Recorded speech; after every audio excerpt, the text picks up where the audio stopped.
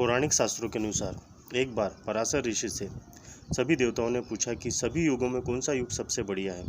तो ऋषि ने वेद व्यास जी के कथनों का जिक्र करते हुए समझाया कि सबसे उत्तम कलयुग है। आइए जानते हैं व्यास जी ने विष्णु पुराण में कलयुग को सबसे उत्तम युग क्यों कहा है। अभी तक आपने हमारा चैनल नहीं सब्सक्राइब किया तो अभी सब्सक्राइब करें और हमारे लेटेस्ट वीडियो देखने के लिए बेल आइकन को दबाना ना भूलें। तो चलिए जानते हैं कलयुग सबसे श्रेष्ठ युग क्यों है। कलयुग का कालखंड सबसे छोटा माना गया है और माना जाता है कि कलयुग में भगवान विष्णु का 10वां अवतार होगा, जिसका नाम कल्कि होगा। वर्तमान में कलयुग ही चल रहा है। तो विष्णु पुराण में कलयुग का वर्णन करते हुए कहा गया है कि कलयुग में पाप इतना अधिक होगा कि सृष्टि का संतुलन बिगड़ जाएगा। कन्याएं 12 साल में ही गर्भवती होने लगेगी। मनुष्य की आयु औसतन 20 वर्ष हो जाएगी। लोग जीवन भर की कमाई एक घर बनाने में लगा देंगे।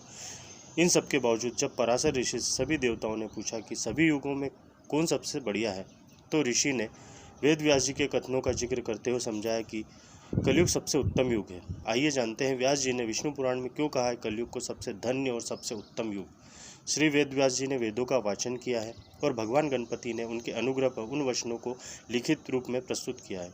श्री वेद व्यास जी को ही वेदों का रचनाकार माना जाता है।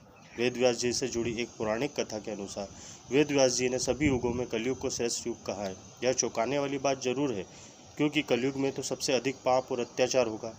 वेदों और धार्मिक ग्रंथों में ऐसा कहा गया है। अगर ऐसा हो तो कलयुग सबसे श्रेष्ठ कैसे हुआ। विष्णु पुराण में वर्णित एक घटना के अनुसार मुनिजनों और ऋषियों के साथ चर्चा करते हुए वेद व्यास जी कहते हैं, हे मुनिजन, सभी युगों में कलयुग ही सबसे श्रेष्ठ युग है, क्योंकि 10 वर्ष में जितना तप और व्रत करके कोई मनुष्य सतयुग में पुण्य प्राप्त करता था, त्रेता युग में वही पुण्य 1 साल के तप द्वारा प्राप्त किया जा सकता था। ठीक उसी प्रकार उतना ही पुण्य द्वापर युग में 1 महीने के तप से प्राप्त किया जा सकता था।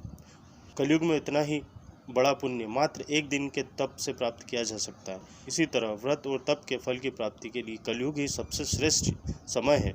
इसीलिए वेद व्यास जी ने कलयुग को सबसे श्रेष्ठ युग कहा है।